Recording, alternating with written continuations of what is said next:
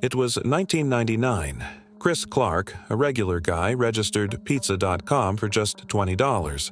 He wasn't a tech mogul. He didn't start a company. He simply had a feeling. 10 years later, he sold that domain for $2.6 million. No storefront, no product, just a name, and the patience to wait. This is the world of domain flipping, a quiet digital economy where simple words can become million-dollar assets.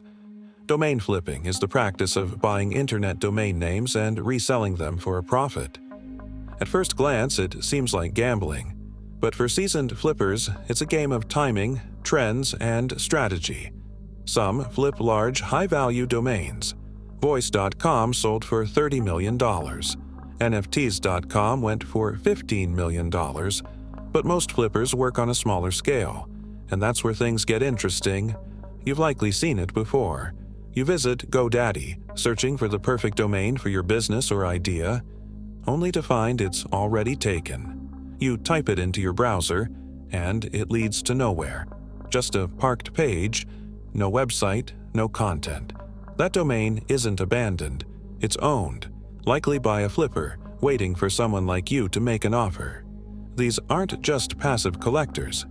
They actively research local businesses that don't yet have a website, buy relevant domain names for just $10 to $12, and sell them back for a few $100s. In other cases, they register trend-based names, things like AIstartups.com or greenroofexperts.net, and hold them until the right buyer comes along. Once a domain is purchased, it can be listed on marketplaces like Flippa, Sedo, or GoDaddy Auctions.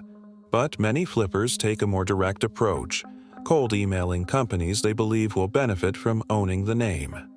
Sometimes that cold email leads to a life-changing sale. Other times the domain collects dust, costing the owner money year after year. It's a quiet hustle, a long game. And when it works big. Behind every web address you type, someone may already be holding the deed. Not to build on it, but to sell it.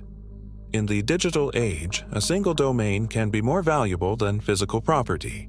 And in this invisible economy, the right name, at the right time, can change everything.